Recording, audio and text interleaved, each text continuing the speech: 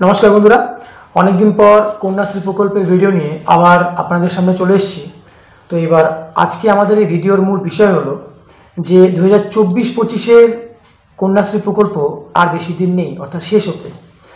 2024-25-এর Kanyashree form fill up করার বা জমা দেওয়ার লাস্ট ডেট কবে, আমরা সেটা নিয়ে আলোচনা করব।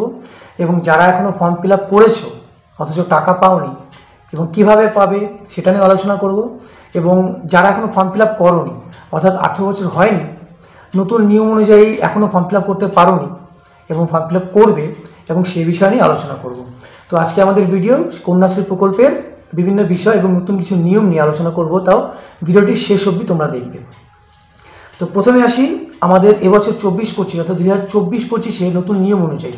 আমি K2 আপগ্রেডেশন ফর্মের কথা বলছি, K2 ফর্ম বিশেষ করে, যেটাতে 25,000 টাকা পাওয়া যায়। এবং সেই নতুন নিয়ম অনুযায়ী যে সমস্ত ছাত্রীর যেই তারিখে, অর্থাৎ কারো সাপোজ ধরুন আজ যেরকম 5ই মার্চ, আজকে যদি কোনো মেয়ের 18 বছর হয়ে থাকে, তবে আজকেই সে কন্যাশ্রীর K2 ফর্মটি পেয়ে যাবে। এর আগে তার ফর্মটি পাওয়া যাবে না। অর্থাৎ নতুন নিয়ম অনুযায়ী যে সমস্ত মেয়েদের যেই তারিখে 18 বছর পূর্ণ হচ্ছে, সেই তারিখ থেকেই তাকে ফর্ম দেওয়া যাবে।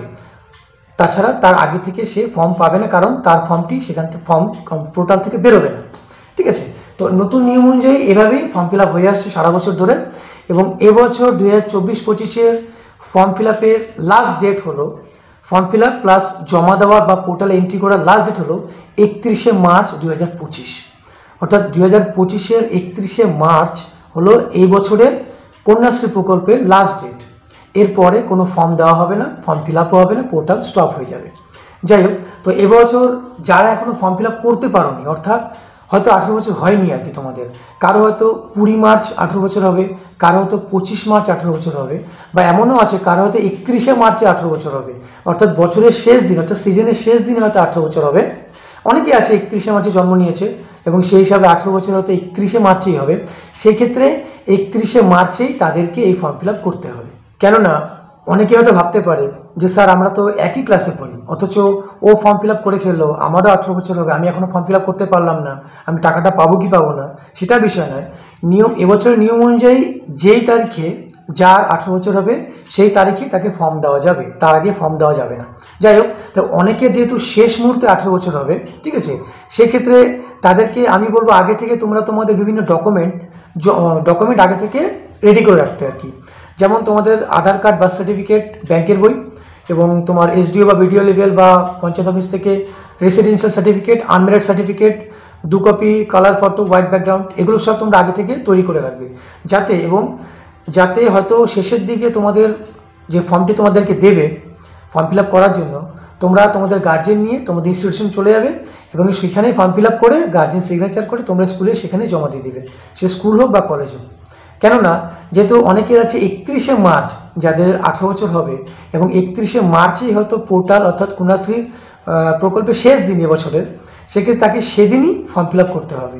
1 এপ্রিল বা 1 এপ্রিল গেলে পারে হয়তো সে ফর্ম ফিল আপ নাও করতে পারে, তার হয়তো যেহেতু সেদিন শেষ হয়ে যাচ্ছে সে ফর্ম ফিল আপ নাও করতে পারে, ঠিক আছে না, বা তাকে হয়তো নাও এন্ট্রি করতে দিতে পারে। এই জন্য যাদের এই মাসের শেষের দিকে 18 বছর হবে, তোমরা সেই দিনই ফর্ম ফিল আপ করে নিবে স্কুলে গিয়ে এই সমস্ত ডকুমেন্ট নিয়ে। এবার আসি যারা ফর্ম ফিল আপ করেছো এখন টাকা পাওনি। দেখো, যারা ফর্ম ফিল আপ করেছো তাদের একটা ফিজিক্যাল ভেরিফিকেশন হয়তো স্কুল বা কলেজ থেকে হয়ে গিয়েছে, ঠিক আছে, এবং ঠিক সময় মতো স্কুল থেকে বা কলেজ থেকে এন্ট্রিও করা হয়ে গেছে, এবং তোমাদের মোবাইলে হয়তো অনেকের মেসেজও চলে এসছে। তোমরা শুধু তোমাদের ব্যাংকের অ্যাকাউন্টটি ঠিক করে রাখবে যাতে সেটা অ্যাক্টিভ থাকে। অনেক সময় ইনঅ্যাক্টিভ ব্যাংকের অ্যাকাউন্ট হলে কি, টাকা স্যাংশন হওয়া সত্ত্বেও তোমরা ব্যাংক থেকে টাকা ফেরত চলে যায়, ব্যাংকটা বন্ধ থাকা বা কোনো কারণে কেওয়াইসি বা কেওয়াইসি না করার জন্য। তো এই সমস্ত দিকগুলো তোমরা ঠিক করে রাখবে যাতে টাকা তোমাদের ব্যাংক থেকে ফেরত না চলে যায়। কারণ কন্যাশ্রীর টাকা ফেরত চললে সে টাকা তুমি পাবে, তবে সেক্ষেত্রে কি পরে প্রসেস অনেক লেন্দি হয়ে পড়ে, এবং অনেকে আমরা টেনশনে পড়ে যাই যে টাকাটা পেলাম না এখনো, সেক্ষেত্রে অনেক সময় 2 বছর সময় লেগে যেতে পারে। তো আমরা চেষ্টা করব ঠিকঠাক মতো ফর্ম ফিল আপ করে সময় মতো জমা দিয়ে আমরা নিজেদের ব্যাংকে অ্যাক্টিভ রেখে টাকাটা তুলে নিব। যেহেতু টাকাটা আমাদের পড়াশোনার জন্য দেওয়া হয়ে থাকে সরকার থেকে, এবং সরকার অবশ্যই চায় যে টাকাটা সমস্ত ছাত্রীরাই পাক। যেহেতু কন্যাশ্রী প্রকল্পের মূল উদ্দেশ্যই হলো মেয়েদের লেখাপড়াটা এগিয়ে নিয়ে যাওয়া। তো যাই হোক, যারা এখনও টাকা পাওনি তারা অবশ্যই টাকা পেয়ে যাবে, শুধু ব্যাঙ্ক অ্যাকাউন্ট চালু রাখবে।